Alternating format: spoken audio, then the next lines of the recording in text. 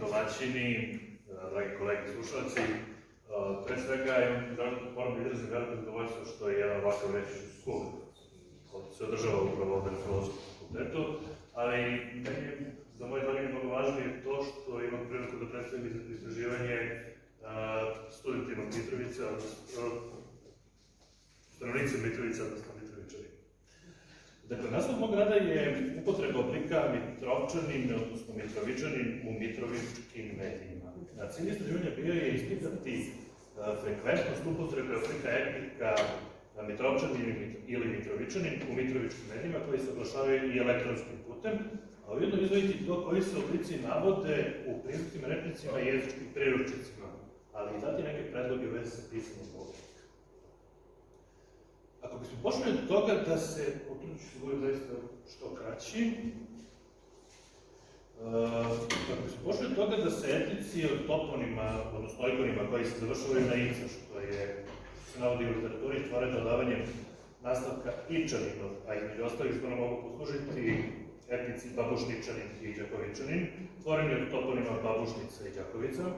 Sad bi očekivano bilo i da je etnik Mitrovičanin onaj koji bi trebalo da bude opšte prihvatljiv za upotrebi za pisanje etnika od Mitrovice.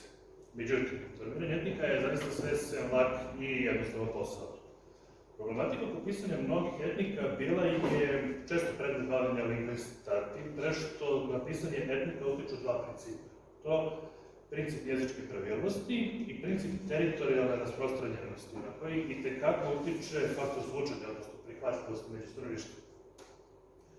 Jordan Molović navodi da, citiram, ukoliko se jedan oblik predlože kao ispravniji, on neće biti prihvaćen ako bi lokalnom stanovništvu zvučao neobično. Završen citat. Tu dolazimo do prvog zadatka svih lingvista i filologa, a to je stalno ukazivanje na gramatički prihvatljive oblike, kako bi načelo jezičke pravilnosti nadvladalo načelo teritorijalne rasprostranjenosti jednog etnika. Oba oblika ovog etnika ne navode se u priznatim rečnicima i jezičkim priručnicima. U jednotomnom rečniku Matice Srpske iz 2011. godine ne navodi se nijedan od ova dva oblika. Ne beleži se ni u prethodnom izdanju, te tako oblik Mitrovičanin, ali ni Mitrovčanin ne možemo naći ni u trećoj knjizi rečnika Srpsko-hrvatskog književnog jezika iz 1969. godine. Dalje, rečnik Srpsko-hrvatskog književnog i narodnog jezika Srpske akademije nauka i umetnosti navodi samo oblike Mitrovčanin i Mitrovčanka.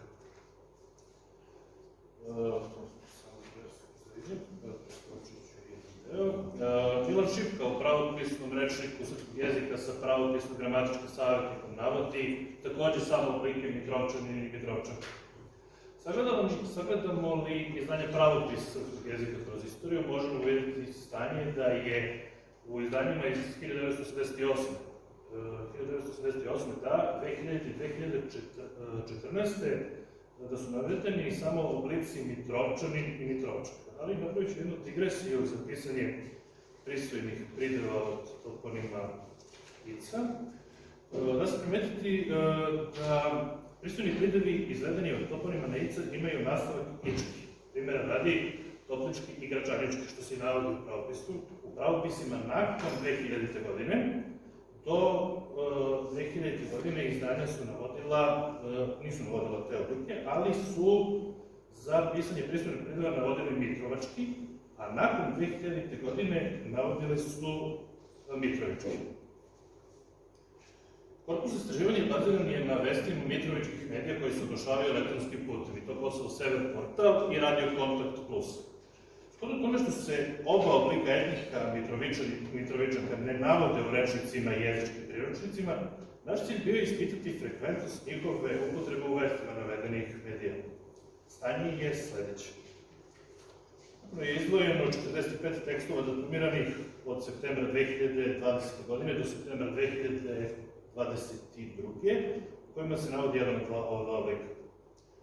Oblik etnika, ovo je interesantno, Mitrovičanin za muški i Mitrovičanka za ženski rod, zabeleženi u 10 primjera, što je 22% od ukupne građe, dok je oblik Mitrovčanin, odnosno Mitrovčanka, zabeležen u 35 primjera, što je 77,78%. Navešću samo dva primjera upotrebe oblika Mitrovčanin, odnosno Mitrovičanin u mitrovičkim medijima, ali ono što je interesantno jeste da ću navesti oblike sa istog sajta, sa Kosovo Sever portala, ali oni navode i oblik Mitrovčanin i oblik Mitrovičanin. Profesorka Danijela je malo čas u svom izlaganju rekla da je nedostatak lektora zaista veliki problem i ovo i dokazuje tu njenu tvrdnju. Dakle, primjer u kojem se koristi Mitrovičanin jeste sledeći. Koristeći uslugu beogradskog taksi vozila za prevoz na relaciji Beograd-Kraljevo, Mitrovičanin je dolaskom na mesto odredišta naneo više udaraca rukama u predalu glave 60-godišnjaka. 16. april 2022. ali 3. septembar 2022. dakle nekoliko meseci kasnije, imamo primjer posle zbrinjavanja majke Mitrovčaninu, Dušanu Drenoviću, renovirani stan, sada je potreban i posao. Isti je autor teksta, tako da opet i to ukazuje na veliko nepostojanje lektorata. Iz ovakvog preseka stanja, tim pre što načelo teritorijalno rasprostranjeno, ja bih rekao trenutno nadvladava načelo jezičke pravilnosti, kada je reč o pisanju ovog jezika, daju se izvesti i nekoliko zaključci. I to. Pre svega, ono što je zaista smatram veoma važno, je to da su urednici i novinari upoznati do nekada sa pisanjem oblika etnika Mitrovičanin i Mitrovičanka. Dalje, shodno tome, mislim da zadatak svih filologa, svih lingvista treba da bude ukazivanje na postojanje oblika Mitrovičanka i Mitrovičanin, i to pre svega u javnim izlaganjima, intervjuima, gostovanjima u radio i TV emisijama. Dalje, na osnovu toga, sastavljači pravopisa trebalo bi da makar shodno analogiji, ako ni po čemu drugome, za početak razmisle, a potom i unesu pravopisni rečnik i oblik Mitrovičanin. Ukoliko načelo jezičke pravilnosti vremenom nadvlada načelo teritorijalne rasprostranjenosti kod govornika, pa i u medijima, razmisliti samo o uvođenju jednog oblika. Uostalom, ako je oblik etnika gramatički prihvatljiv, a ne prihvaćen među stanovništvom određenog mesta iz kog god razloga, zaista mislim da nema razloga ne navesti ga i ne preporučivati ga kao ispravnik. Takođe, i Mitar Pešikan navodi da ne treba kruto sprečavati, citiram, tendenciju književnog jezika da odstrani razne lokalne osobenosti i podvede takvo obrazovanje pod svoje zakone produktivnosti. Završen citat.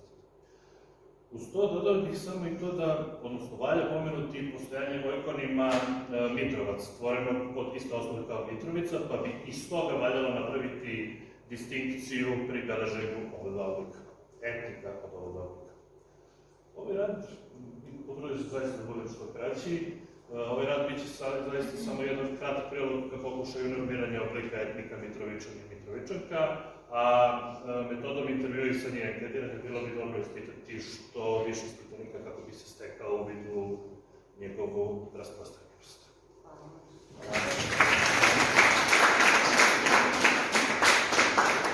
Sad bih pozvala Miljanu Čuku da izloži svoj referat na temu akademska norma i njena realizacija u jeziku lokalnih medija. Miljana je član našeg projekta i dajmo način istraživača. Dobro večer. Tema mog današnjeg izlaganja jeste akcenatska norma i njena realizacija u jeziku lokalnih medija. Polazeći od toga da će u medijima kao sredstvo javne i zvanične komunikacije biti zastupljen standardni jezik, želeli smo da istražimo određeni segment njegove urbano-regionalne realizacije na lokalnim televizijama s područja staroštokavskih dijalekata. Stoga je predmet ovog istraživanja distribucija akcenata u govoru spikera s lokalnih televizija s navedenog područja, a s ciljem da se sagleda kakva je njihova realizacija akcenatske norme s fokusom prevashodno na distribuciju silaznih akcenata, odnosno mesta naglaska. Nastojali smo da utvrdimo u kojoj meri u domenu akcenata realizacija norme usklađena s onim što je njome propisano.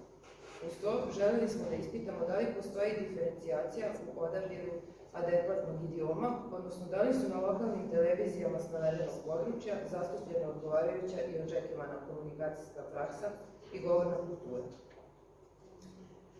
Svoje ću izlaganje prevashodno usmeriti na kompleksnost problematike progresivne norme standardnog srpskog jezika i njene realizacije, posebno u sredinama van teritorije govora uzetih za osnovu standardnog jezika, pošto smatram da je izuzetno važna, a još uvijek joj nije bilo posvećeno dovoljno pažnje. Standardni jezik nastaje s idejom da se jezičke varijacije koje proizlaze iz različitog geografskog i društvenog prostora date zajednice redukuju, te da služi kao opšte sredstvo sporazumevanja, odnosno kao svojevrsni naddijalektski idiom koji po svojim osobinama neće ukazivati na regionalno poreklo govornika, već treba da bude neutralan, prema svojim odlikama nemarkiran, a kao takav i jednako dostupan svakom govorniku, nezavisno od dijalekatskog porekla, što bi doprinelo njegovoj ekspanziji i omogućilo nesmetanu komunikaciju, prvenstveno time što bi se izbegle potencijalne društvene stigmatizacije. Međutim, situacija koja se tiče standardnog srpskog jezika u praksi je dosta kompleksna. Pored toga što propisana norma uključuje niz osobina koje su anahrone, odnosno u savremenoj realizaciji standardnog jezika nisu prisutne, na što su istraživači u brojnim istraživanjima skretali pažnju, a ona uključuje i niz osobina svojstvenih govorima uzetim za osnovu standarda, koje nisu bliske govornicima iz drugih oblasti, od njih strukturalno udaljenijih, što može dovesti do poteškoća pri usvajanju norme, ali do stvaranja internih normi prestižnog idioma na lokalnom nivou, koje se u određenoj meri razlikuju od propisane, prvenstveno po tome što se odlikuju uplivima dijalekatskih elemenata, ali se razlikuju i od ruralnih govora iz datog područja, jer se naspram njih odlikuju društvenim prestižom. Uzevši u obzir prethodno rečeno, pretpostavljamo da svaki govornik u svojoj govornoj bazi posjeduje bar dva varijeteta svog maternjeg jezika, sopstvenu realizaciju standardnog jezika i svoju dijalektsku bazu, što bi se u teoriji moglo kategorisati pod pojmom diglosije, koja podrazumeva da se u okviru govorne zajednice dva varijeteta istog jezika koriste pod različitim uslovima. Međutim, kada je u pitanju jezik grada, situacija je još složenija. U načelu, stanovnik grada u komunikacijskom smislu mora biti poliglosičan, budući da bi u njegovoj govornoj bazi trebalo da koegzistiraju opšte prihvaćena lokalna varijanta standardnog jezika, odnosno njegova lokalna urbano-regionalna realizacija, prestižni gradski vernakular i materni dijalekatski idiom. Lokalno prestižna urbano-regionalna realizacija date varijante standardnog jezika, gradski obojena i dijalekatski obeležena, u datoj sredini predstavlja uzor verbalnog ponašanja te komunikacijske zajednice, jer se zastupa u zvaničnoj komunikaciji, u školi, masovnim medijima, pa nadalje. Prozodijska norma zasnovana je na nekadašnjem stanju dvaju novoštokavskih dijalekata, šumadijsko-vojvođanskog i hercegovačko-krajiškog, međutim, jasno je da se ona danas razvija i egzistira nezavisno od govora koji su uzeti za njenu osnovicu. Njen razvoj, kako navode Dragoljub Petrović i Snežana Budurić, doveo je do toga da danas u srpskom jeziku paralelno funkcionišu dve prozodijske norme. Klasična, propisana, Vuk Daničićeva, i ona koja se kroz jezik u upotrebi paralelno s njom razvijala. Vuk Daničićevski prozodijski model na istoku srpskog jezičkog prostora praktično nikada nije mogao u potpunosti zaživeti, jer su se prozodijske prilike na tom području karakterisale drugačijim odnosima u svojoj strukturi, pa se ovaj model nije mogao nametnuti kao jedini uzor. Za potrebe ovog istraživanja prikupljen je materijal u ukupnom trajanju od preko 390 minuta, koji podrazumeva preko 47 zvučnih zapisa kratkih informativnih emisija, televizija Pomoravlje iz Ćuprije, Banat iz Vršca, Bor, Bela Mi i Niška televizija, koje su dostupne na platformi YouTube. Analizirani su primjeri koji su izgovoreni isključivo od strane spikera kao profesionalnih govornika, vodeći se pretpostavkom da status profesionalnog učesnika u programima radija i televizije nameće određene govorne norme svakom pojedincu i da te norme deluju u pravcu nivelacije prema nekom modelu koji se u određenoj društvenoj zajednici smatra uzornim. U preliminarnoj fazi istraživanja uočena je vrlo dosledna tendencija da se uz izvesna odstupanja akcenat realizuje na novoštokavskom mestu, odnosno da se uklopi u normom propisane obrasce. Ovom prilikom osvrnut ćemo se na ova odstupanja koja su svojstvena upotrebnoj normi standardnog jezika uopšte, odnosno bliska jezičkom osjećaju savremenih govornika i navešćemo samo neke od primjera kao potvrdu te pojave. Investicija, investicije, organizatori, opozicija, disciplinovani, interesantno, neverovatno, dokument, suplement itd.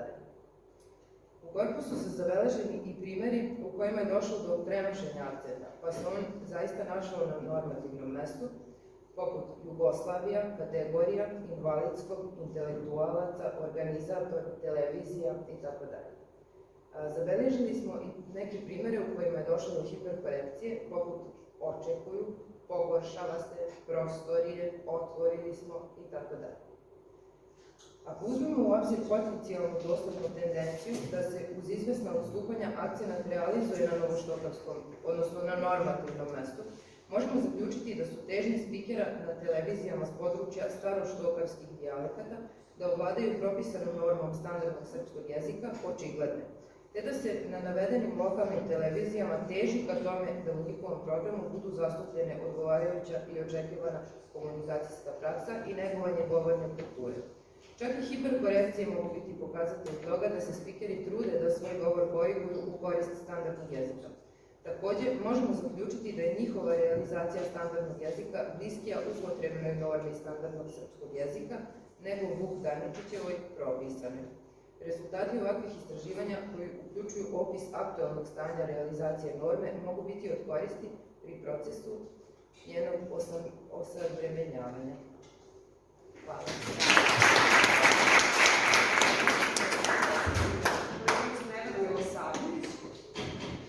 Kaže nešto na temu medijska aždarenja jezik i novi studentnih znanja. Koleginice, opet mislim postupno ulozi državnih filologa i novinar, tako da nadam se da niste se osjetili prozvanom, zato što smo pominjali jezik i medije, ali možda jeste interesantno. Odgovorit ću na to pitanje, pre svega da se zahvalim na pozivu, jer je to zaista velika čast za mene, budući da su ti moji profesori. Osjetila sam se prozvanom zato što sam uvidela neke svoje greške, a sa druge strane sjetila sam se reči profesor dr. Aleksandar Kostić-Krušić na jednom predmetu akademskog pisanje na master studijima, kada je rekla da je lektor treba lektora, to je trebalo bi da ima lektora, tako da tekst i sve što radi ne treba da se Nema država vlast koji proskreće. Hvala. Stoga sve greške koje pravimo, pravit ću. Ali ja sam malo možda neozbiljno naslovila svoju temu, jer sa jedne strane samo sam upala u kanču te medijske aždaje, a opet sve vreme se trudim da ne zaboravim ono što sam godinama učila studirajući na ovom fakultetu i preskakat ću neke delove, a evo čime sam se ja zapravo bavila, to je problem kulture dijaloga i medijske pismenosti, kao nešto o čemu se također najmanje govori, to je osnova novinarskog kodeksa i etike. Šta sam ja primetila kod svojih kolega, opet ja se bavim nekom drugom vrstom novinarstva, to je kulturno-obrazovna emisija i onda nemam baš toliko dodira sa informativnim sadržajima, pa nema toliko ni mesta za greškom, jer se ja spremim i uživo, tako da sve to mogu da korigujem, pa bih neko odbranila kolege. Nas kad zove, tamo nema toliko, kako smo rekli. Pa šta da radim. Počet ću sa kulturom dijaloga, trudit ću se da brzo čitam. Istoriju ljudske civilizacije možemo pratiti kroz stepen napredovanja svesti o jeziku kao sredstvu komunikacije koja omogućila specifičnu ljudsku kulturu. Jezik i govor su oduvek najbitnije karakteristike čovjekovog društvenog, ali i kulturnog života. Odlika naše komunikacijske zrelosti jeste kultura dijaloga, a ona je posebno važna u medijima. Pojam dijaloga je jedna od osnovnih kategorija ljudske komunikacije predstavlja model opštenja kao susreta dva bića koje se upoznaju kroz razgovor. Za razliku od dijaloga koji predstavlja temelj ka zajedničkom cilju, a to je istina, dijalog u medijima predstavlja, palo po znacima navoda, spektakularan vid nepomirljivog suparništva. Ako govorimo o elektronskim medijima, konkretno televiziji, neretko sam novinar ne poštuje kodekse razgovora tako što svog sagovornika prekida, često ga i napadajući ako ono što mu sagovornik govori nije u skladu sa njegovim mišljenjem. Pa novinar preuzima ulogu javnog mnjenja. Tu se nameće i pitanje javnog dijaloga gde bi mediji trebalo da prenose dijalog, ali ne i da u njemu učestvuju. I na taj način nameću svoje mišljenje publici ili konzumentima tog medija. Dakle, jedan od problema jeste što mi kao konzumenti, poslije ću se obraniti, dobijamo informaciju i mišljenje onog ko nam je prenosi. Pa on u skladu sa svojim mišljenjem menja kontekst informacije i na taj način utiče na njenu tačnost. To dalje dovodi do problema, po znacima navoda, senzacionalističkih naslova koji su najzastupljeniji u pisanim medijima, bilo da su elektronski ili štampani. Svi imaju isti cilj, a to je privući čitaoca netačnom ili poluistinitom informacijom da bi pročitao tekst koji najčešće nema nikakve veze sa naslovom. Jedan problem povlači drugi, pa mnogi ne čitajući tekst donose zaključke na osnovu samog naslova, što formira određeno mišljenje koje često bude iskazano putem komentara, a urednici elektronskih medija, najčešće portala, odredljive komentare ne pišu. Komercijalni mediji imaju tendenciju, kao upravo rečeno, ali javni medijski servisi, posebno oni sa nacionalnom frekvencijom, trebalo bi da sadrže određene kodekse ponašanja, kako u jezičkim normama, gde se poštuje standardni jezik i pravopis, tako i u dijalogu. Pa sagovornika koji možda ne poznaje jezičke norme, nikako ne treba pred javnim auditorijumom ispravljati i nametati mu svoje mišljenje. Se znate što mislim. Svađe, napuštanje studija, neprimereni komentari, neprimeren stil izveštavanja čine da je kultura dijaloga kao oblika jedinog kvaliteta razgovora u tako lošem položaju. Model ponašanja se na taj način servira korisnicima medija kao prihvatljiv, a do kakvih posledica to dovodi mogu odgovoriti sociolozi, ali i psiholozi koji se bave tim pitanjem. Druga tema koja također sebi sadrži širok spektar mnogih tema, još je medijska pismenost, u koju jednim delom spada i ovo o čemu sam prethodno govorila. Kada čujemo termin medijska pismenost, pomislimo na pravopis, koji zaista jeste na nezavidnom nivou, ali ono na što se manje obraća pažnja, što je također važniji stil medijskog izveštavanja, koji je odavno prevazišao publicistički funkcionalni stil. U kontekstu novinarske deontologije, žargon i slang smatruju se neprihvatljivim kao deo izraza samih novinara, ali se mogu koristiti onda kada se izjavama sagovornika prikazuje ili opisuje određeni socijalni milje ili kontekst. Drugim rečima, novinari ne bi trebalo ili trebalo bi da koriste reči i izraze koji nisu u skladu sa normama i standardom jezika, osim u slučaju kada takvo korišćenje doprinosi, po znacima navoda, poveliko priče, obično u novinarskim formama poput reportaža. Korišćenje žargonizama i slenga može biti deo komentatorskog stila i narativa pojedinih kolumnista i analitičara u medijima, i u tom slučaju se nastoji naći prihvatljiva mera korišćenja pojmova koji nisu u skladu sa standardom. Sve je više žargonu u novinarskim tekstima poput isplivali šokantni detalji, uhvaćeni prevari, jezivo, samo su neki od naslova u medijima u kojima žargon i sleng se koriste kao način privlačenja pažnje čitalaca. Nakon što je većina čitalaca uglavnom shvatila da iza naslova poput onog nećete verovati šta se dogodilo, ne stoji sadržaj vredan otvaranja, posebno web portali su počeli pribjegavati nestandardizovanom neprimerenošću takvog govora koji urušava kvalitet i kulturu javnog dijaloga, a ne da ga prihvata kao podrazumevajući. Antoine de Exupéry je u svom najpoznatijem delu Mali princ rekao: jezik je izvor svih nesporazuma, a pomenuti primjer ukazuje koliko je kontekst bitan. Također, mediji su skloni takozvanom šablonskom izvještavanju, pa kada kažu Srbija iz enklava, ne razmišljaju o onom pomenutom kontekstu, jer reč enklave u tom slučaju može biti neprimerena i vređati nacionalno osjećanje, ako se u vidu ima osnovno značenje reči enklava, koje predstavlja neku teritoriju, oblast, regiju, koja je sa svih drugih strana okružena drugom teritorijom ili državom. Svaki novinar bi trebalo da bude informisan ili upućen u širem smislu onom u čemu izveštava. Pa često možemo čuti ponavljane greške, posebno u vezi sa geografskim odrednicama. Pravopis dopušta užicu ružicama, ali ne izvečanima i udalima, što često čujemo. Anglizmi o kojima je bilo reči večeras su već jedna posebna i opširna tema koja bi mogla pretresti i ovaj moj kratki osvrt, gdje ih je bilo podosta. Ali zbog sve većeg uticaja engleskog jezika na srpski jezik, posebno na leksičkom polju, veća pažnja posvećuje se analize leksičkog sloja, pri čemu se često zanemaruju nepotrebna razaranja i napuštanja pravopisnih, fonetsko-fonoloških ili semantičkih obeležja srpskog standardnog jezika. Na sužavanje normativnosti svakako utica opšti proces globalizacije koji je zahvatio srpsko društvo, bitno promenivši jezički ili pisani govorni iskaz, posebno u kontekstu novinarsko-publicističkog diskursa, dovodeći do njegove sve očitije internacionalizacije. Još jedan problem jezika medija jeste govorna interpunkcija, kao i akcentovanje, pa se takozvani RTS-ovski akcenat nameće kao jedini ispravan, što često dovodi do mnogih rasprava.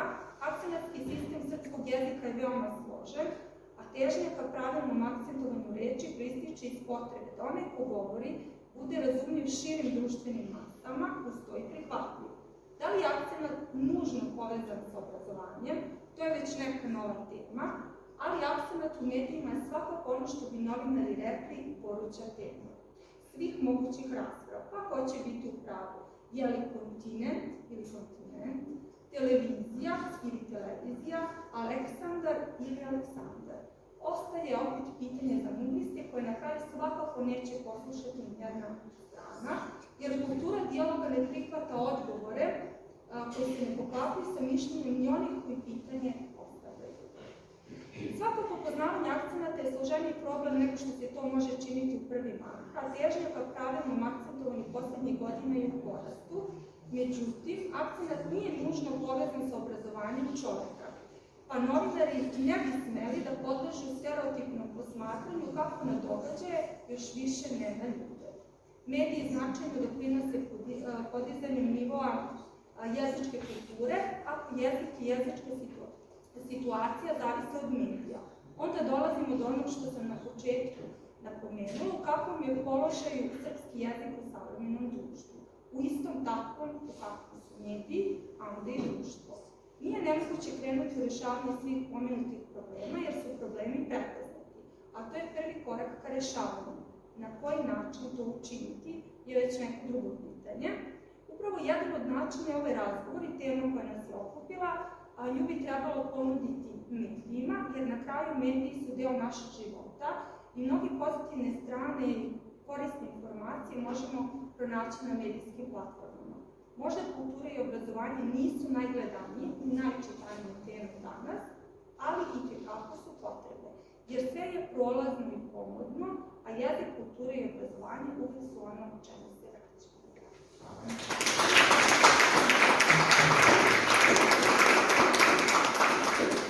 Ako nismo znali tačno o čemu su koleginice na plaću govoriti, ispalo je dobro kao jedan završetak ovog formalnog dela sa prelazima na neformalnije, koje je na moment i bilo neformalno što nas radi, što nije onako napraviti formu okupnog stola kada smo svi stručnjaci u nekoj oblasti i kada nismo u televizijskom studiju, recimo kod vas, nego smo ovako na fakultetu i onda imamo potrebu da se i akademski izražamo, akademski ponašamo, malo i da akademski prekarećemo vreme, čini se smo već i izašli, evo već prošlo sat i po vremena, neću pružiti otvoran diskusiju i očekujem vaše pitanja izlagačima ili nam i pamežnim pitanjima.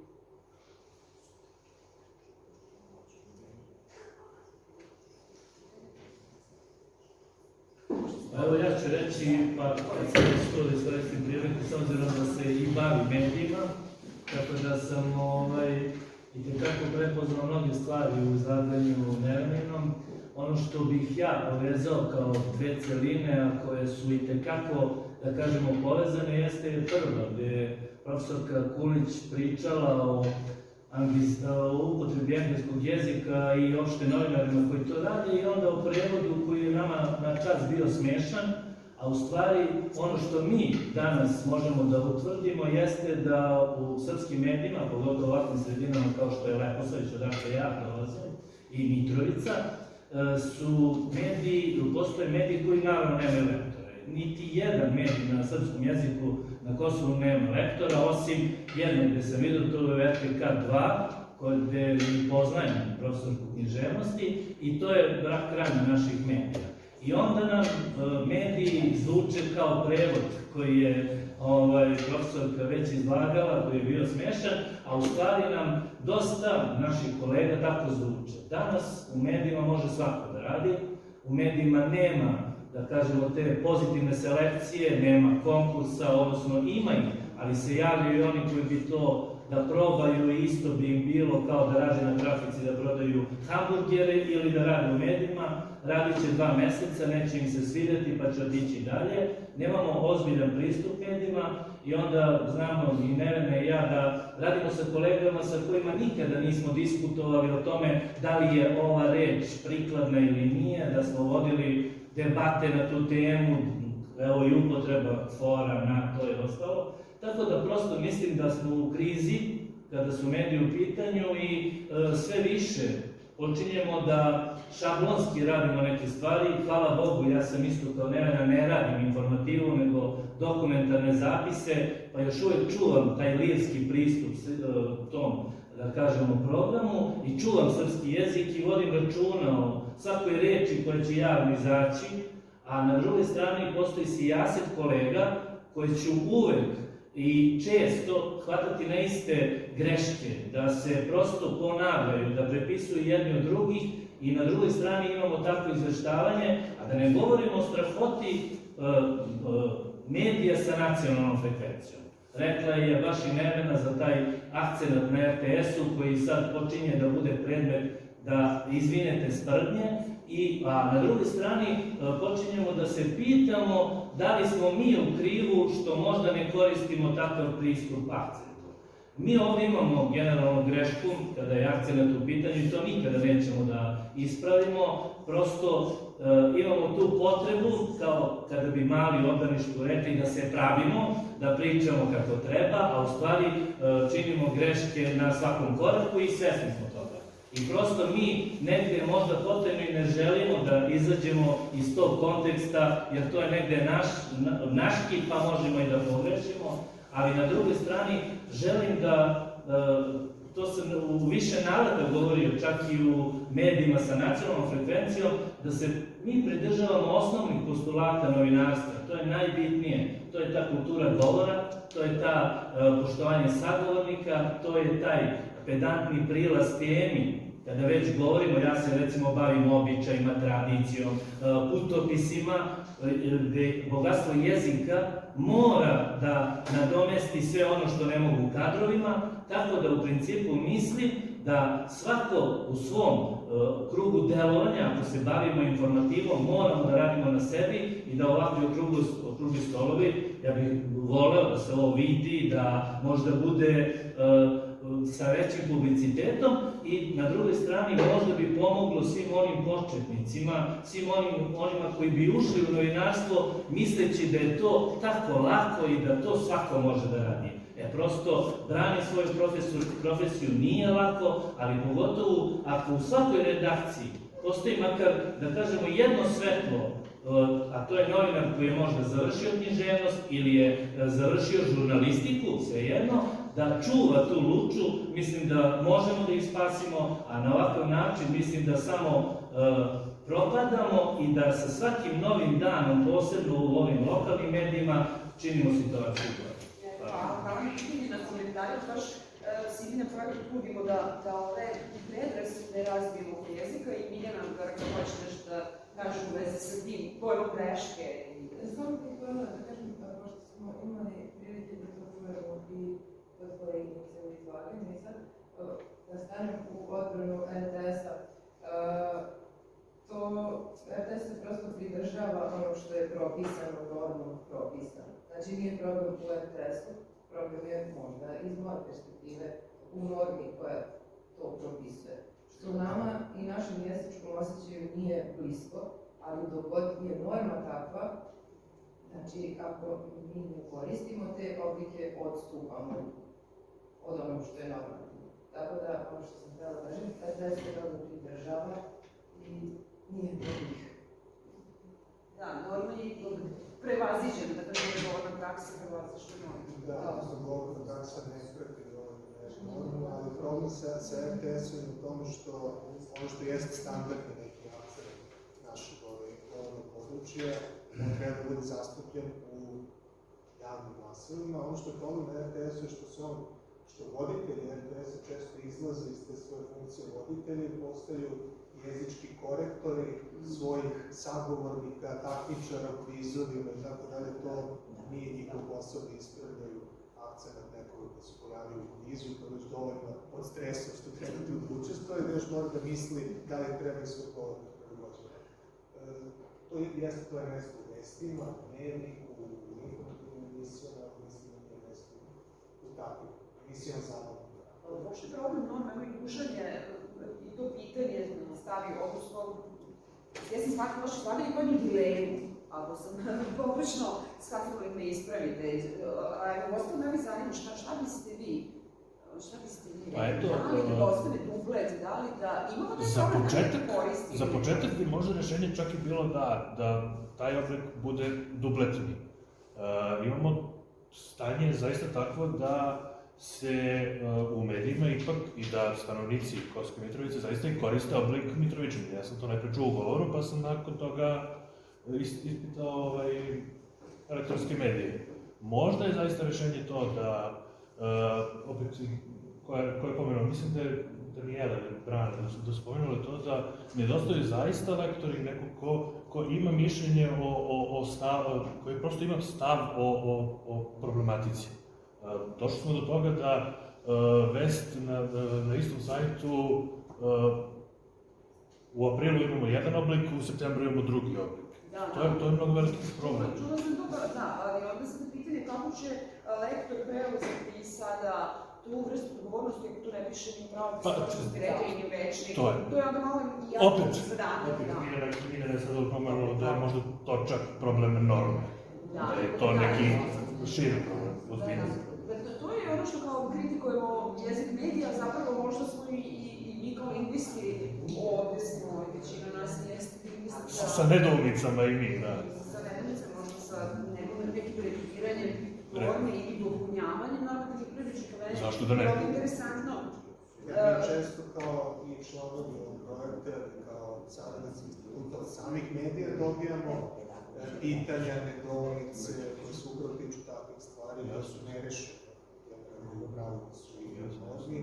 Onda i mi moramo da se dobijamo da vidimo šta je najprihvatljivije rešenje. To je stalno neki živi proces koji stalno traje i koji je konstantan. Da, i ono što je kolega Ivan rekao i oko vidljivosti, da kažem da ste svi učesnici, pa i ovi koji su možda inspirisani okruglim stolom, pozvani da daju prilog svoj na adresu, Slovan će mi reći na e-mail adresu. Naš projekt je javnodiskus@gmail.com. Da, možete poslati svoj prilog i bit će objavit ćemo ga na sajtu. Objavit ćemo ga na sajtu projekta, a i najvjerovatnije ćemo sa našim partnerom, Izdavačkom kućom Promete iz Novog Sada, objaviti jednu vrstu zbornika ovih vaših izlaganja, koji će, pretpostavljamo, ove godine, krajem ove godine biti objavljena, ali pošto mogu što pa da ne prejudiciramo, a drugo bit će, ukoliko se svi budete složeni, svi će slobodani poslati učesnicima pitanje da li se slažu da ovaj okrugli sto bude objavljen na našem YouTube kanalu. Ako se budete složeni, da bude potrebna neka vrsta autorizacije, razgovarat ćemo i o tome, bit će vidljiv i ovaj okrugli sto i možemo isti. Ko se ne bude složio, može biti. Da, nismo se ovo sve mi se Hvala na prilici da ja nešto kažem. Ovako, ja bih zaista rekla da sam večeras čula dosta toga novog. Neke su mi stvari bile poznate, ali mi je dosta toga, bilo je dosta i novina. Ja želim više da pitam da li vi koji se bavite javnim diskursom i inače koji se bavite jezikom, smatrate da bi možda jezik takozvanih igrica, znači ono čime su djeca naša preplavljena, da li bi to bilo interesantno možda za neku istraživanje, da li se neko time uopšte bavio. I ovo sada pitam iz jednog dalekog iskustva, zato što sam prisutna kada moje deca igraju igrice i ja njih uopšte ne razumem, tipa ja sam sejvao, u redu to znam. Ja bih pre rekla sejvovao, ako već treba da upotrebim tu reč nego sejvao. Ja sam healao, ti ga sada, ti se joinu i tako dalje, pa me prosto interesuje da li se nekada je bavio, pošto nisam to pratila i koliko bi to inače bilo interesantno da možda postoji neki reči to. To je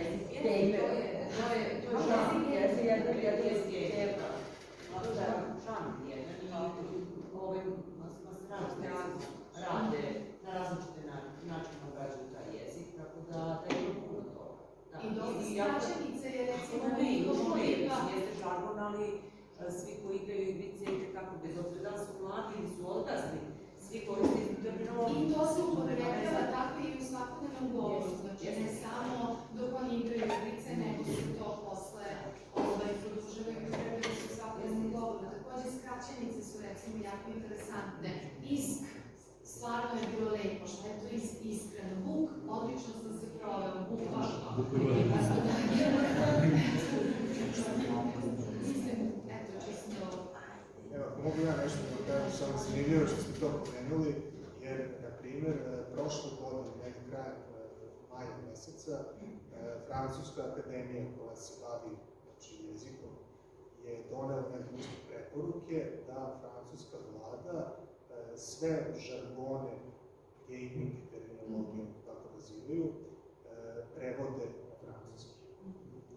I vlada je usvojila tu odluku, objavila je u službenim glasilima, međutim, ta odluka se ne odnosi na opštu populaciju, nego se odnosi samo na njihove službenike koji rade u vladi.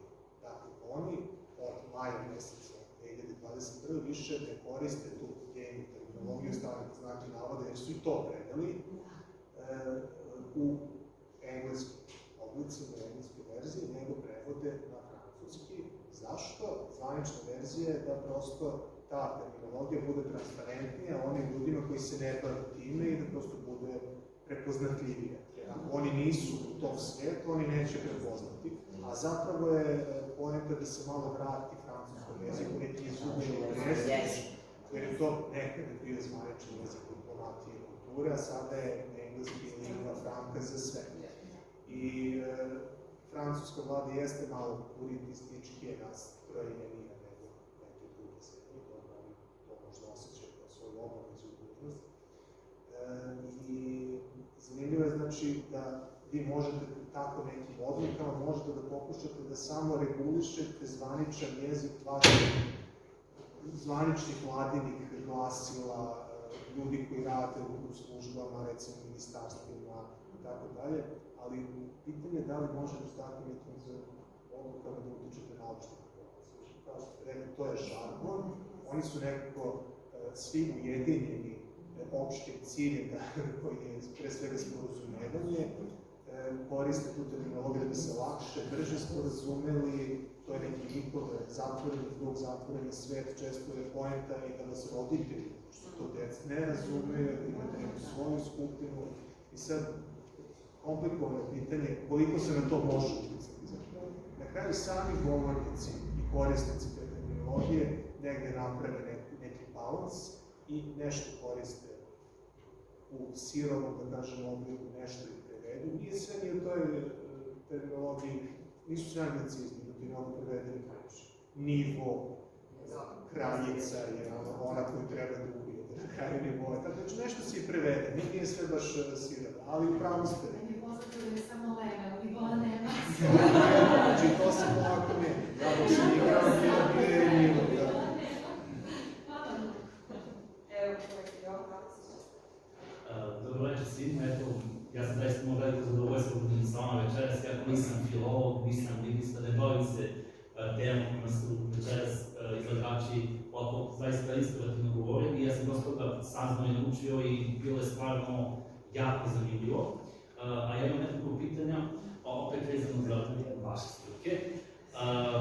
Pre svega do mene nekog sportske terminologije, pošto sam ja pasionirani ljubitelj sporta i skoro je bilo svetsko prvenstvo i učestvovali su naravno afričke selekcije, prvi put u istoriji Maroko ušao, odnosno jedna afrička selekcija ušla u polufinale i između ostalo, jedna od najjačih reprezentacija na afričkom kontinentu jeste Alba Slonovač, koji ima zaista veliki broj talentovanih igrača i znam da su se komentatori i na engleskom i na srpskom učili kako da nazovu stanovnike Alba Slonovača. To je bilo jedno pitanje, broj 2 je vezano za ženski fudbal. Pošto se posle svetskog prvenstva održava se takmičenje, ne znam gde je tačno bilo, gde su igrale ženske selekcije iz svih tačno dela sveta. Sad dolazimo do pitanja kako ćemo da nazvajemo u ženskom obliku, recimo, pozicije kao što je levi bek, centar half, golman, napadač, leva poutka i recimo, ne znam, stoper, pošto je omožen igrač. I onda sam ja pratio jednu ACPN, to je jedan američki globalni sportski kanal koji prenosi od kriketa do, ne znam, poloa i onda su i oni imali igrane probleme. Jer je bio jedan takmičar, to je zapravo bilo za vezanu olimpijadu, kada već prošle godine, pojavio se čovek u ženskoj konkurenciji i osvojio medalju, a on je muškarac. To je neki transrodni muškarac, transpodivačica. I sad su oni imali muke kako da njega prevedu u nju. I oni su mislili neki termin tenči, mislim, tako nešto postoje neki termin. Niti je him, niti je shi. Sad, ili tako nešto, ne znam. Sad, kako će svi ti termini koji već postoje u našoj, da kažem, leksici, recimo vaš tehnologija, to je skoro tehnologija koja je vezana za nadgledanje sudijske odluke, a to je već ušlo u našu leksiku, koja je večeras Liga šampiona i naći se ovakva tehnologija kad je, ne znam, da li offside, da li offside, odnosno zaleđe za offside. Dakle, kako će se na to, kako će se prema tome nositi naša leksika, da li je moguće upotrebljavati te nove oblike doživljanja i u ženskom formatu, i da li biste možda bili voljni da pokrenete inicijativu da se kultura govora uveke kao neka vrsta za početak fakultetnog predmeta i u osnovnim i u srednjim školama, jer pošto ja radim na fakultetu sa mladim ljudima, mislim da će taj anglo-srpski jezik za 30-40 godina zapravo biti zvaničan jezik, a da će ovaj naš standardni srpski zapravo biti ono što je nekada bio crkveno-slovenski prilike. Jer deca danas koriste toliko tih gamerskih, sportskih, modnih termina da je to prosto nevjerovatno. Skoro je bio hit sa jednom, opet hiter, skoro je bio opet jedan zaista izuzetno popularan video snimak sa jednom manekenkom koja je u jednoj rečanici, koja je bila prosto proširena, upotrebila 10 reči kojih nijedna nije našeg porekla. Bilo sam u backstage-u,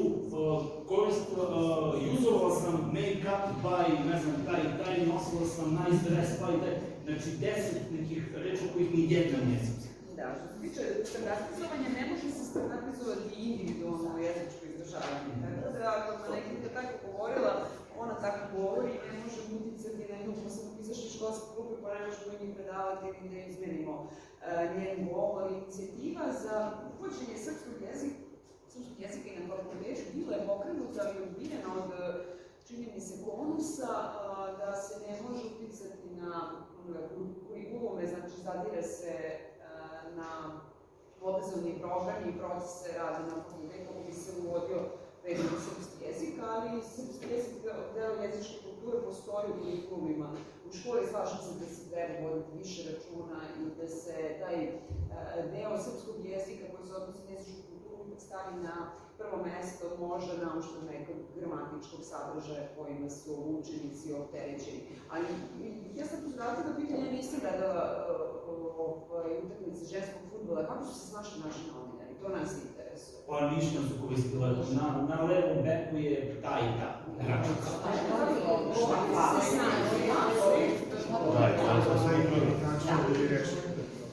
To je pozicija na kojoj je igra. Ali se insistira na tome da se te reči prevedu u ženski oblik. Ali nema potrebe. Znam. Ko insistira? Postoje. To je možda medijima, sad kako se to slašam. Mislim da je to bilo vezano za neki zakon. izašao jedan rečnik bukvalno, gdje su zanimanje i pozicije prevedene bukvalno u ženski oblik, recimo vozač. Znamo šta ovo nisu učestvovali. I onda su ljudi pokušali recimo da kaže, recimo, to je leva bekica, recimo, to zvuči drugo, prosto. Ili centar Havkinje, ili tako nešto. Vidimo, mislim, na stranu te šale ili pokušaj ili nametanje, vidimo da se ipak govornici snađu i da su naši sportski novinari dobro reagovali, naše su prigodne reči. Ima li još Ja bih samo da se nadovežem, ako mogu, izvinjavam se na ovo što je Jovan rekao, nije problem sa manekingom, naravno da ne možemo da utičemo na to, ali je problem sa mlađim generacijama koje dolaze i sa kojima, odnosno sa čim govorom ulazi problem u škole. Znači ima dosta nastavnika ne srpskog jezika, ne engleskog, ne filologa, ima dosta nastavnika istorije, geografije, nastavnika tehničkih predmeta, prirodno-matematičkih predmeta, koji u suštini dolaze ne sa nepoznavanjem srpskog jezika, nego sa baš većom upotrebom ne samo anglicizama, nego i kolokvijalnih izraza. I na taj način, u stvari, ti kolokvijalni izrazi ulaze u školu i na taj način utiču na formiranje dece, odnosno učenika, odnosno na njihov jezik. Da li postoji neko rešenje za to, da li se recimo i o tome možda razmišljalo? Zato je možda bitno da se možda ne ponovo pokrene ta inicijativa, ali da se možda više radi na tome da srpski jezik kao jezik ili kao kultura govora bude barem kao izborni predmet na visokoškolskim ustanovama. Zato što je to zaista veliki problem. Imate nastavnika koji iđe u učionicu i kaže to je strava, odnosno da kaže lepo si to uradio, dobro si to uradio, da, ti si cool. Ima takvih primjera, govorim vam. Da, to je problem individualne jezičke kulture samog nastavnika. On čim ulazi u učionicu, on bi već trebalo da ima određenu vrstu razumeta. Da, to se podrazumeva. Ako on pokušava učenicima da se na neki način približi, nametne, umili, tako, odabirom takvog izdržavanja, onda je to više problem neki kulturološki, vaspitanja i odabira zapravo visoko. Svesno odabirate jezik koji ćete ući u učionicu. Pitanje je da li bi tu neki jezički kurs nešto promenio. Sve to dolazi na kraju iz škole i iz porodice. Tako i porodice, ne samo u školi. Sada pitam kolegu, gdje je bilo svetsko prvenstvo? U Obali Slonovače. Kako su stanovnici Obale Slonovače? Ne, ali gdje je bilo svetsko prvenstvo? Ovo sad? U Kataru. U Kataru. Znači, Obala Slonovač je bio 7. problem. Prvi problem je bio kako se Katar je uspavao. I to je bilo osnovno pitanje, da li je u Katru ili u Kataru, da li postoji, to ne postoje, naravno postoji. Pa tek su onda došli nazivi etnika koji učestvuju. To je konstantno, ja pratim svetsko prvenstvo 90. svaki put je otprilike da li su Tunišani, da li su Ganjani ili Ganci, eto ovo je Slonovače. Ne mora svaka zemlja, pogotovo ovaj koji imaju višečlane nazive, da ima naziv etnika od jedne reči. Prosto ne možete ni sve te probleme. Jednostavno, to su stanovnici Obale Slonovače. Ili reprezentativci Obale Slonovače. Ali Obala Slonovače nije učestvovala na svetskom prvenstvu. Imamo još pitanja? Ja ne bih ništa pitala, samo dokumentarišem. Zaista ovo o čemu smo slušali večeras je vrlo korisno i poučno, kao što reče kolega iz medija, i otvara teme i diskusiju i ja mislim da se o ovome stalno govori, manje u formalnim, više u neformalnim razgovorima. Sada, se tiče samog jezika, kako rekao ste, vas dvoje malo pre, ipak se govornici snađu kako ćemo šta da nazovemo i da li ćemo kako ćemo da stanovnika Obale Slonovače da nazovemo. Mislim da se tu svi mi složimo, odnosno umemo da se izrazimo.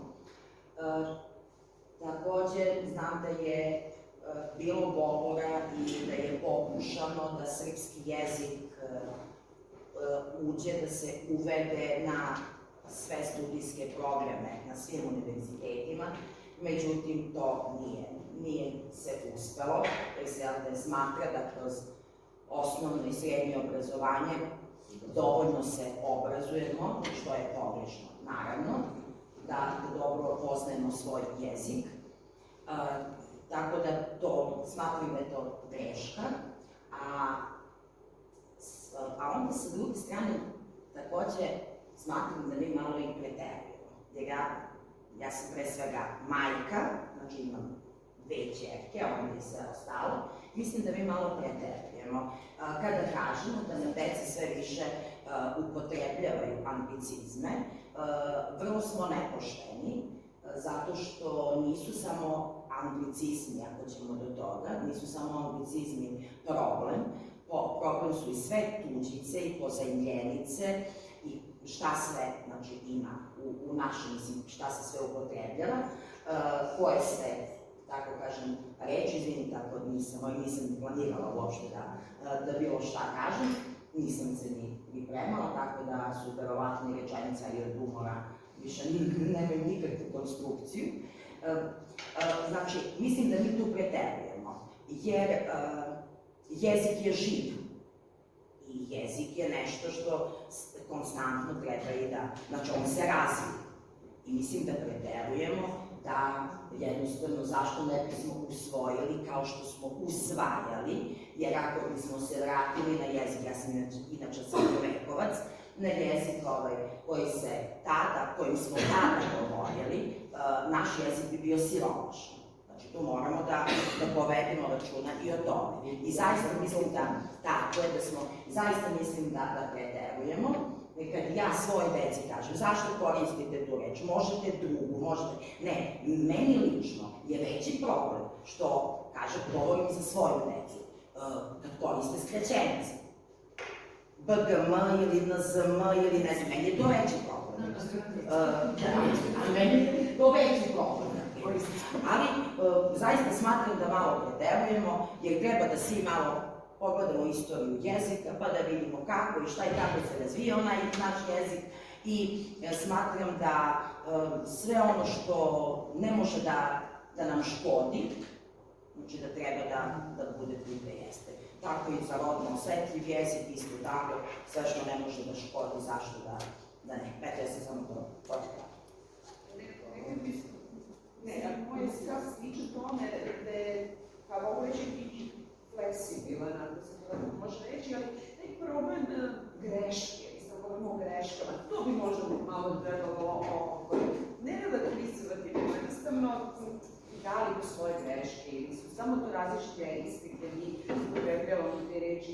Inače, jedan od osnovnih postulata jezičke kulture jeste bogatstvo sinonima. Pa možda i NZM, ako znam i ako znam ne znam i ako znam ja mislim da što više znamo da se bolje.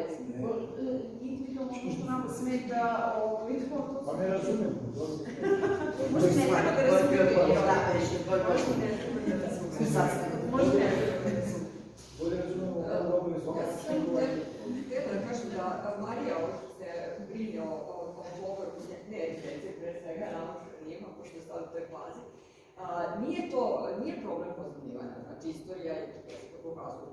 Ljudi su stalno u kontaktu, te razmene međujezičke postoje, kada i postojeće. Ovdje je samo, ja mislim, pitanje mere. I pitanje mere koliko toga, i to se mi je naglasilo izlaganju, nepotrebno se uzima iz engleskog jezika, znači ono što nemamo i za šta nam treba reč, naziv i tako dalje, to je okej. Znači zašto da ne? Ali ako se to preteruje u tome i ako već za određeni pojam postoji naziv u srpskom jeziku i postoje tvorbeni procesi, da napravimo novu reč sa već tvorbenim temama i tako dalje, zašto to ne bismo radili? Ali ovdje uvijek je lakše preuzeti, tako prosto se ne uneti, ne napraviti i to jeste naša greška. Poprilično kad je taj jezik, internet i uopšte ta tehnologija kad je ušla u naše živote, vidimo što su radili Hrvati, mi se njima smejemo. Kako prevode i računarski programe i tako dalje, dobro, on je natežen, preteruju na drugu stranu, to ne, to silovanje jezika ne, nikako, znači opet je pitanje mere.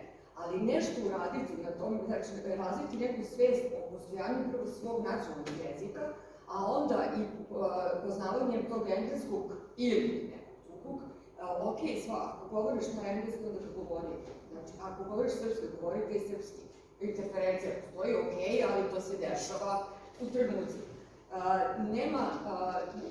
Znači, to samo mislim, pitanje mere i mislim da smo mi kao jezički ili kao lingvisti zakazali i nismo na vreme interferisali onda kada je tehnologija ušla u naše živote, kada su računari ušli i jezik interneta, onda je uzelo maha jer mi nismo imali naše reči.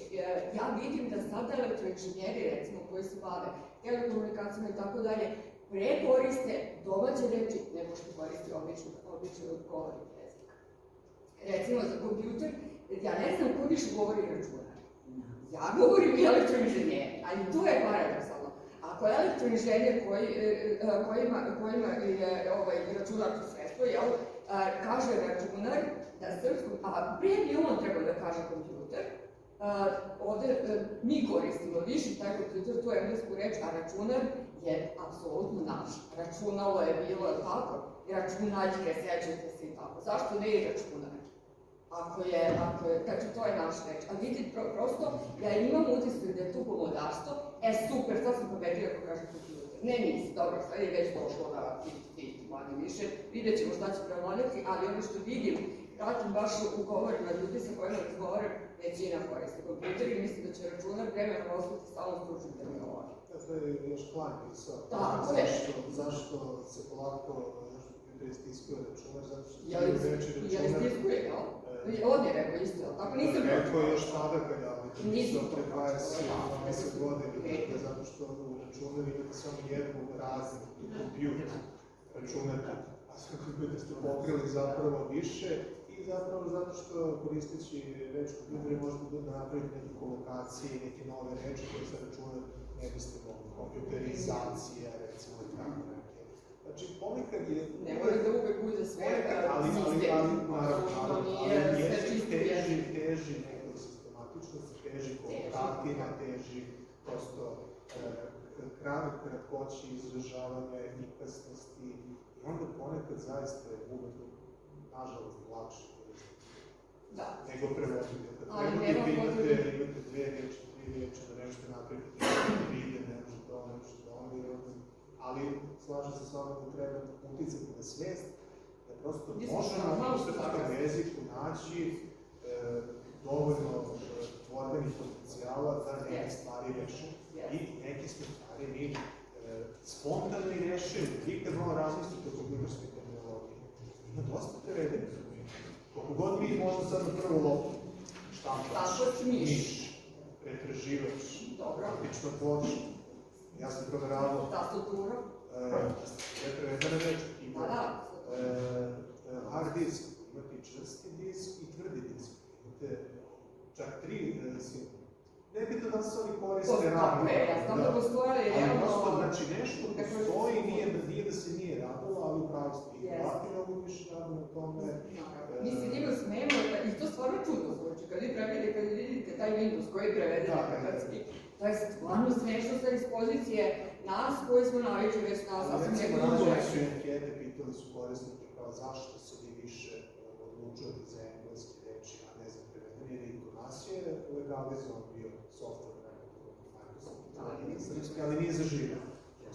Pa kao eto i rađene ankete, oni su rekli kao pa eto nam je lakše, prepoznatljivije, bolje komuniciramo sa svojim kolegama na taj način, lakše se umrežavamo, na nekom globalnom nivou bolje funkcionišemo u tom svetu.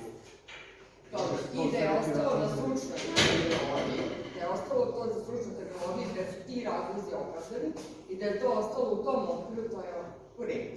Ali pošto je sve izašlo iz stručnih terminologija u svakodnevni život, to već malo prevazilazi meru i ja se ne slažem da nije preterana upotreba anglicizama, jeste i preterana, ne, niko ne smatra da ne treba da uzimamo anglicizme, ali ne treba preterana. Ne, kaže, mi pozdravljamo kada govorimo svoj deci, a ne da je preterana Mislim da je problem u tom leksičkom nivou, samo pozivljivanje. Mislim da je veći problem kada se to interferira u sintaksu. Tako je. I počinjete da imitira prekinsku sintaksu, znači prosto tu je već neki To je, to bih rekla minativa, niti bi će ovo bilo, ne znam, da, i ne samo upward, kao funkcija, nego i cijeli reč. Koliko sad srpski jezik ima više nepromenjivih primjera zbog toga. Tako je. Sve nepromenjivih primjera, a ima ih je 3. Svaki primjer. Da, ne znam da ste vidjeli u jednom od primjera, nisam mogla skreći pažnju na sve pojave, stvarno ih ima previše, ali na to, na sintaktički te nivoje, to stvarno nisam sada ukazivala, ali to je ima isto analize te. Recimo, ako ste vidjeli Bolonjski i Kopenhagen proces. To je to. Kopenhagen proces, znači nema čak ni izvedenice, znači pridesku izvedenicu koja postoji u našem jeziku. Gubite prisvodni Prisvodni primjer, tako je, a ono je ostalo determinativ, u stvari imenički. To je sve... To su izražali pravodisi na sintaksu. Apsolutno. Čuo da će se sređivati pravopisno, ali da se ne popravi, pa eto možda prilazi, ovi će biti korisni sami i opidušeno, to je sve interesantno što treba da se nađe. I nadamo se da je to i ovakvi možda i mali koreci ipak doprinose naše norme ili će doprineti naše norme, pa i da se ona približi, što bih ja više voljela, da se približi govornicima ili da se govornici više pridržavaju približi, kao mislim da je ovaj prvi slučaj i bolji, realniji. Mislim da su zaista inspirisane da se zapisivale i da mi Jelene Zladilje odredi rešenja da, šta kako nam je budućnost, to je jako zanimljivo pitanje šta će biti u budućnosti sa anglicizmima, mislim da li možda imaš neku projekciju kako će se to... Evo, ja to nekako, ja zapravo nisam, ja sam nekada da se divim, nisam apsolutno, ne zastupam taj stav, apsolutno ništa neko dolazi engleskog uđe, niti drugih jezika, kao što je rekla Aleksandra, prvo imamo turcizam, jako imamo iz grčkog jezika, dakle iz latinskog jezika, mi smo, dakle, toliko već pogubili iz drugih jezika, da se više i ne zna tačno šta je srpsko. Recimo reči kao što su realizacija, manifestacija, sve koje su se promocije i tako dalje, većina tih reči je došla iz engleskog. Više niko ne govori o njima kao rečima adekvatno, recimo, i tako dalje. To su reči koje su došle iz engleskog, preko engleskog. Oni se više ne tretiraju kao anglicizmi. Dakle, oni su pre 20 ili 30 godina tretirane kao anglicizmi, oni više nisu. Sada imamo jednu navalu reči koje se završavaju zapravo iz doze, iz termina, tako, glavarske imenice, kao što su, ne znam, team building, life coaching, ne znam, znači oni koji se završavaju na ING i koje se prenose, koje dobijaju za čistu kao team building, life coaching i tako dalje. Ja nisam za tu varijantu da mi sad uzimamo apsolutno tako neprilagođeno, ali mislim da je ona frekventnost upotrebe određenih mesena, ja sad govorim o leksičkom nivou, dakle, koliko su one zastupljene u populaciju određenih među našim stanovništvom, je mera zapravo da li je ta reč, dakle, da li je ta reč ušla već, jer ona je definitivno ušla. Recimo, reč deliveru je apsolutno nešto što se, ne, ali konzument, kao što je koleginica spomenula, on, mislim, već počinje i bit će sve više i više, dakle, često. Tako da, ne možemo mi da zaustavimo taj proces nikako, niti možemo da napišemo zakon da se zabrani upotreba određenih reči, jer će se one stalno pojavljivati. Sad, koliko smo mi u stanju da napravimo otpor prema određenim, a da, evo, mislim, smo svedoci da su neke reči tekako, mi smo zaboravili da su anglicizmi. Tako da je ta mera zapravo to koliko je nešto već ušlo u potrebu, koliko se odomaćilo, koliko je dobro prilagođeno, koliko može da dođe sve forme, dakle, znači to je takođe važno. U stvari su to latinizmi koji činili da je pojačano podpredizanje ove...